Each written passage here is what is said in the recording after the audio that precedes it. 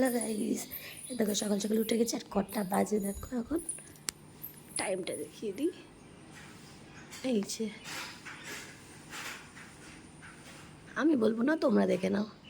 তো এর আগে উঠেছিলাম, আমি 7টার সময় উঠেছি আজকে, ঠিক পাইনি। আর বাবা উঠে খাইয়ে দিচ্ছে, আর আমি 1টার সময় মেয়েকে খাইয়েছিলাম।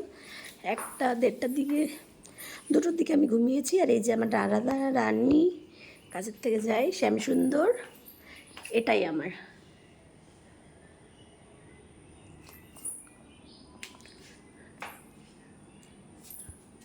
তো চলো, ও আমি জুতোর পরে রয়েছি। তো এটাই আমার ঠাকুরঘর, মন্দির ভাবি আমি আমার কাজের ঘরকে। তো এই যে আমার চপ্পল এখানে খুলে রাখলাম, আর আমি খালি দেখিয়ে দিলাম। অনেকে অনেক কমেন্ট করো, ওই কারণে। এটা কেউ খারাপ ভেবো না, আমি এটা ভালো ঠাকুরের ভিডিও বানাচ্ছি। তো কেউ এই ভিডিওতে খারাপ কমেন্ট করো না, আর যে করবে তাহলে কিন্তু তার ভিডিও নিয়ে আমি স্ক্রিন ভিডিও করব। তো এই যে আমার ঠাকুর ঘর, এক কথায় মন্দির, আমার মন্দির। তো এই যে আমার ঠাকুর ঘর,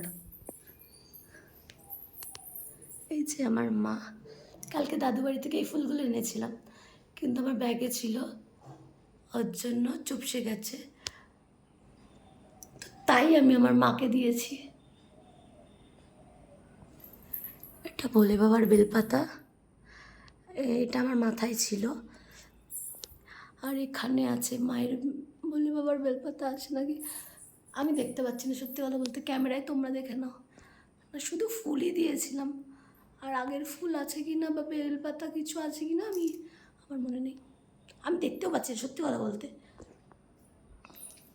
এই যে আমার আর এক মা, এই যে আমরা হাজব্যান্ড ওয়াইফ। এটা আমাদের বিয়ের আগে মায়ের মন্দিরেই পুজো দেওয়ার একটা ফটো। আর এটা আমাদের বৌভাত অ্যানিভার্সারি, প্রথম অ্যানিভার্সারি, দ্বিতীয় অ্যানিভার্সারির ফটো, ব্যাস। আর এই যে আমার সুন্দর সুন্দর সোনারা, ছোট্ট ছোট্ট ছানা, কিউটি কিউটি পাই। আমার খুব ভাল লাগে এদের ছবিটা। আমার মেয়ের ছবিটা এখানে লাগাবো, নাহলে মেয়ে, মা, বাবা, নাহলে একটা ফ্যামিলি ফটো এখানে লাগাবো। দেখি একটা বড় করে বাঁধাবো, ওপরে আছে। আর আমাদের মেয়ের সাথে তো নেই সেরকম এই রিসেন্ট তোলা, ওর ভেতর থেকে একটা বড় ছবি বের করে আনবো। চুক্কু দাদা, এই রথের মেলা থেকে কিনেছি, ভেবেছিলাম আমি কাঠের তো ছোটো ছোটো কিনবো। তো কোথায় পাওয়া যায় একটু আমাকে বলবে, আমি সাথে রাখবো বলে। আমার কাজের ব্যাগের মধ্যে রাধা গোবিন্দ কাঠের পাওয়া যায়, আমি দেখেছি কলকাতার ওই সাইডে, মানে যারা ফিল্মে কাজ করে সেই দিদিরা নিয়ে যায়। এই যে আমার গনু দাদা, এটা আমার মিনি ঘট, এই ঘটেই আমার প্রথম ইনকামের টাকা ফেলবো। গগ্গু দাদা, ওর জন্য যজ্ঞ দাদার সামনে রেখেছি। মাঝে 16 শালিক, পায়রা, বর্ব। এটা কি তোমরা বলো? এই যে আমি আমি করে রেখেছি, কারণ আমি ঘর ছাড় দেবো, এই ঘর, ওর জন্য এসছি। ব্রাশ করে ওষুধ খেয়ে আমি হাজির, টিং টিং টিং।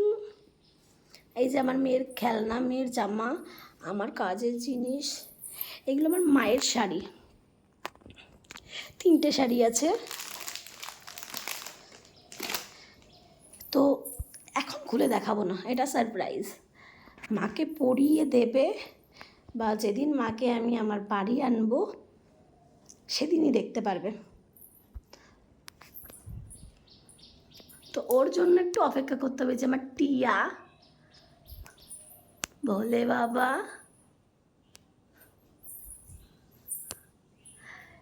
এই ঠাকুরটা কি বলো, কি ঠাকুর? আমি দেখি কে কে বলতে পারো এটা কি ঠাকুর, কে কে জানো কমেন্ট করবে। এটা আমার মেয়ের লিস্ট ডাক্তারখানার, যার যার ভালো লাগবে স্ক্রিনশট নিয়ে নিও। আমি এই ডাক্তারটা দেখাই আমার বেবির জন্য, আর এর আগে আরেকজনকে দেখাতাম। হ্যাঁ, উনি এই যে মঙ্গল প্রত্যেক দিন বসে। আমার বেবির তো ঠান্ডা কাশি যাই হোক লেগেই থাকে, আমার জন্য আমারও লেগে থাকে।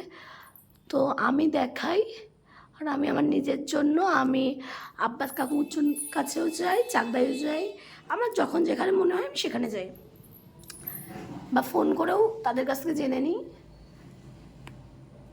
এই যে এইটা থাকে এই বেলা অবধি 10টা থেকে থাকে, 10টা থেকে থাকে, কিন্তু তার আগে টিকিট নিতে হয়। হ্যাঁ, নাম লিখিয়ে টিকিট নিয়ে আসতে হয়, আর ওখানে গিয়ে নাম লেখাতে হয়। ফোনে নাম লেখে না মনে হয়, না ফোনে নাম লেখে না, কারণ আমি লিখিয়েছিলাম, লেখেনি, টিকিট নেওয়ার ব্যাপার থাকে, তার জন্য টিকিট নিয়ে আসতে হয়, মানে একটু ভিড় হয় তার জন্য। ভালো ডাক্তারটা, সত্যিই ভালো, খুব ভদ্র, আমার খুব ভালো লেগেছে এই ডাক্তারটা। ইনি আর আমার বেবিকে যে একদম প্রথম থেকে দেখছে, হওয়া থেকে শুরু করে ও জন্মের শুরু থেকে, মানে ও জন্মেছে তখন থেকে দেখছে যে সে সে কোথায়, সেই কুমার, কি কুমার, কুমারটা মনে রেখেছে, এই যে অপূর্ব কুমার অধিকারী। এই যে প্রতি শনিবার বিকেল 5টা থেকে 7টা, এটা এই যে সাহা মেডিকেলে আসে। আমি এগুলো আমার মেয়ের জন্য চেয়েছি, সত্যি কথা আমার মেয়ের জন্য চেয়ে নিয়ে এসেছি। আমার লজ্জা নেই, আমার মেয়ের জন্য যদি আমি কিছু করি সেটা নিয়ে আমার লজ্জা নেই। আমার এক কথাই, আমি মেয়ের জন্য নির্লজ্জ হতে রাজি আছি, শুধু আমার মেয়ের জন্য। কিন্তু কেউ যদি আমাকে বড় কথা বলে, তার জন্য আমি খুব একটা ভালো না। আর কতটা খারাপ হতে পারি, একজন কালকে রাত্রে বলেছে, সেই ভিডিওটা আমি আপলোড করব, তোমরা একটু দেখে নিও। আর একটা ছেলেই রাত 12টা 11টার দিকে আমাকে ফোন করছে, আর তখন আমার মেয়ে আমার সাথে খেলছে, ওর ওষুধ খাওয়াচ্ছি, আর ও খেলতে খেলতে ওর রাগ হয়ে যাচ্ছে আমি অন্য কারোর সাথে কথা বলছি বলে, আমাকে চুলের মুঠি ধরে টানছে, এইসব করছে, তাও ওর রাগ যাচ্ছে না। তো ওই কারণে আমি অনেক চুলের মুঠি খেয়েছি, অনেক কামড় খেয়েছি, তাও আমার মেয়ের রাগ যায়নি, আমি কেন কথা বলেছি। তো ছোট্টরা না বোঝে। তো আমি দাদাকে অনেকবার বলেছি, তারপরেও আমাকে ফোন করেছে, তারপরে আমার হাজব্যান্ড ধরেছিল, আমার দাদু ধরেছিল, তো তারপরে কথা বলেনি, উনি নিজে ব্লক করেছে আমাকে। আমি আগে থেকেই বলে দিয়েছি, হয় ফ্রেন্ডে থাকলে থাকো ভাই, আমাকে SMS করো না, নাহলে আমাকে নিজেই ব্লক করে দাও, আমার কোনো আপত্তি নেই তাতে। একজন ব্লগে যে এরকম মানুষ থাকার থেকে না থাকা ভালো, মানে ফ্রেন্ড হওয়ার থেকে না ফ্রেন্ড হওয়া অনেক ভালো। এরকম কেউ আমাকে ফ্রেন্ড রিকোয়েস্ট পাঠাবে না, আমার কাজের জায়গা, আর আমি একটা ছোট্ট বেবির মা। তো আমার ব্লগ দেখে আসবে, সবাইকে বলছে আমার ব্লগ দেখে তারপরেই আমাকে ফ্রেন্ড রিকোয়েস্ট পাঠাবে। যদি ভালো লাগে আমাকে অ্যাকসেপ্ট করবে, যদি না ভালো লাগে আমাকে অ্যাকসেপ্ট করার দরকার নেই। কি কি দরকার এইসব, আমি আমার ফাও অশান্তি আমার সংসারে আনতে চাচ্ছি না। আমার কাজের জায়গা আলাদা, আমার নিজের ফ্যামিলি আলাদা, আমার পার্সোনাল লাইফ আলাদা। হ্যাঁ, আমার পার্সোনাল লাইফের সাথে আমার রিয়েল লাইফকে গোলাতে চাচ্ছি না। এখন যে বর্তমান আমার হাজব্যান্ড, আমি যে সুখের সংসারটা করছি, আমার একটা সুখের সংসার আছে, আমার ফ্যামিলি আছে। হ্যাঁ, আমি বড় দাদা দিদিদের মতো বড় ইউটিউবার না, আমি একটা ছোট ক্রিয়েটার। তো একটা ছোট ক্রিয়েটারকে অনেক কষ্ট করতে হয়, আমার গলার সাউন্ডটা দেখেই বুঝতে পারছো আমি কতটা কষ্ট করি। কালকে রাত 9টার সময় আমি স্নান করেছি, 9টা 9:30টার সময় আমি স্নান করেছি, শুধু আমার বেবির জন্য, আমার বেবির ভালো হওয়ার জন্য। আমি বাইরে ঘুরতে গেছিলাম, মায়ের জিনিস কিনতে গেছিলাম, এগুলো কালকেই কেনা। আমার মায়ের জিনিস, আমি আমার নিজের জিনিস কটা কিনে এনেছি, আগের দিনও গেছিলাম। তো ভিডিওগুলো আমার আপলোড করা হয় না, টাইম পাই না। সত্যি কথা বলতে আমার মেয়ে ছাড়া আমি কাউ বুঝি না, কেউ বুঝি না। আমার মেয়ে ঠিক থাকলে আমার পুরো পৃথিবী ঠিক আছে, আর আমার মেয়ে যদি ঠিক না থাকে, আমি আমার বাড়ির লোককেই বলতে চাই না। আমার মা বাবাই তো সহ্য করে, আমার হাজব্যান্ড সহ্য করে, আমার ভাই বউ সহ্য করে, আমার ভাই সহ্য করে, জানে দিদি রেগে গেলে খুব খারাপ। আর দিদি যদি ভালো হয়, তো ভালোর কতটা ভালো দিদি, ওরা সেটা জানে, তাই ওরা এখন কিচ্ছু বলে না। আমি ওদেরকে বলে রেখেছি, দেখ ভাই, আমি রেগে গেলে জানিস তো মাথা ঠিক রাখতে পারি না। আর ওরা আমার, তার আগে ওরা আমাকে বোঝায়। সত্যি কথা বলবো, আমার ভাই বউ ভাগ্য করে পেয়েছি। ও যখনই আমি বিপদে পড়ি তার আগে কিন্তু ও আমাকে শাসন করে, দিদির মতোই। মানে আমি বুঝি না, সত্যি কথা বলতে আমি বুঝি না। আমি বলি ঠিক আছে ভাই, তুই বলছিস, চাপ নেই, তুই আমার দোস্ত।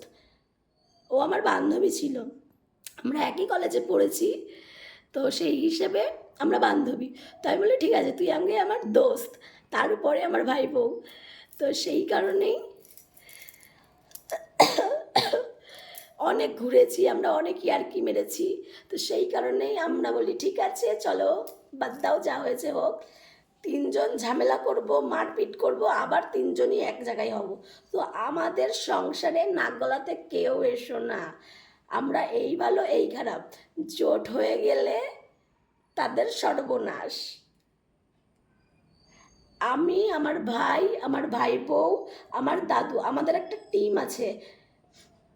আর তার সাথে আছে পুচু, পুচু মানে আমার বোন, বৃষ্টি আমার বোন, রোহিত আমার ভাইও, তারপরে আরও অনেকে আছে। আমরা একটা গ্যাং আছি, হ্যাঁ, আমরা 6-7 জন একটা গ্যাং আছি। আর লিডার আমার দাদু, তারপর আমি ওই গ্যাংয়ের। তো আমাদেরকে চটিও না। যারা যারা দেখবে, এটা রিয়েল ভয়েসই আমি দেব, আমার ভয়েসই দেব।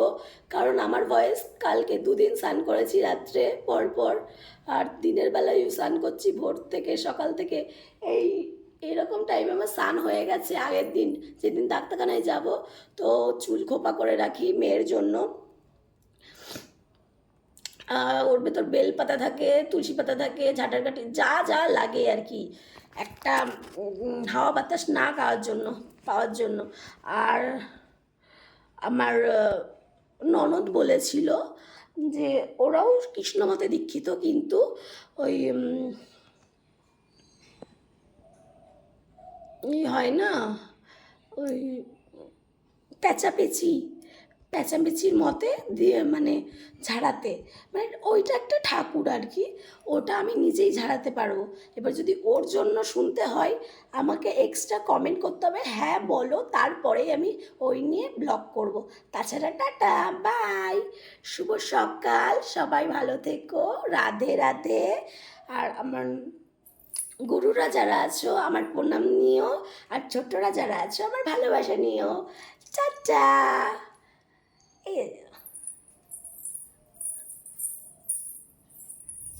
আবার মাকে দিয়েই শেষ করছি। জয় মা তারা। মা, মা গো, রক্ষা করো সবাইকে।